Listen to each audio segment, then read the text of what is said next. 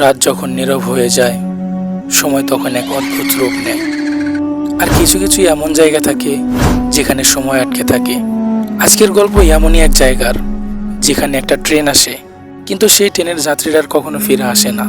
স্বাগতম আপনাকে রহস্যপটে, যেখানে উন্মোচন করা হয় অজানা, অচেনা আর অবিশ্বাস্য সব রহস্য। প্রতিটি পর্বে আপনাকে নিয়ে যাব এক অনন্য রহস্য ভ্রমণে। তো চলুন শুরু করা যাক।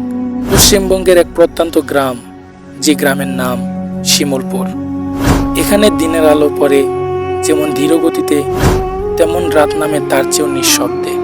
তবে গ্রামের প্রান্তে থাকা শিমুলপুর হাল্ট স্টেশনটি ঘিরে আছে এক ভয়ঙ্কর অবিশ্বাস্য ঘটনা। লোকজন বলে রাত ঠিক 12টায় এখানে একটা ট্রেন আসে, কিন্তু সেটা কোনো সাধারণ ট্রেন নয়। তাতে চললে নাকি কেউ আর ফিরে আসে না। এই গল্পের কেন্দ্রবিন্দু হলো রাহুল।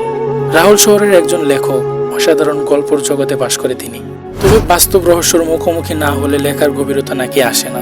রাহুল সিদ্ধান্ত নেয় শিমুলপুর হাল্টের সত্য ঘটনা উদ্ঘাটন করবেই। এক রাতে সে একাই হাজির হয় শিমুলপুর স্টেশনে। সময় তখন 11:55। চারদিকে নিস্তব্ধতা, হালকা কুয়াশা স্টেশনটাকে আর ভৌতিক করে তুলেছে। হঠাৎ দূরে শোনা যায় ট্রেনের ভয়াবহ শব্দ, আর কুয়াশার ভিতরে ধীরে ধীরে ভেসে আসছে এক কালো ট্রেন, পুরনো মরিচা ধরা কামরা। দরজাগুলো নিজে থেকে খুলে যায়। রাহুল সাহস করে ট্রেনে উঠে পড়ে। ট্রেনটা ছিল অদ্ভুত, নিঃশব্দ, আলো নেই, মানুষ নেই, কিন্তু কোথাও যেন কিছু একটা হচ্ছে। এক কামরায় হঠাৎ করে কান্নার আওয়াজ ভেসে আসে, অন্য কামরায় ফিসফিস শব্দ। সে বুঝতে পারে কিছু একটা অবয়ব কিছু করছে।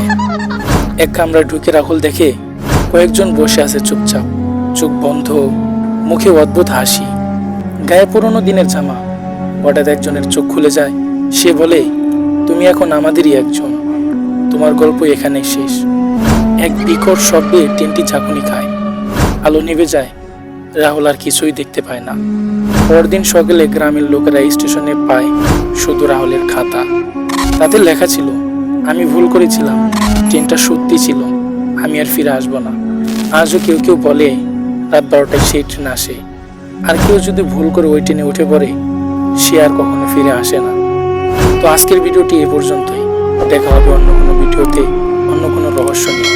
ততক্ষণ পর্যন্ত তোমরা ভালো থাকো, সুস্থ থাকো। আল্লাহ হাফেজ।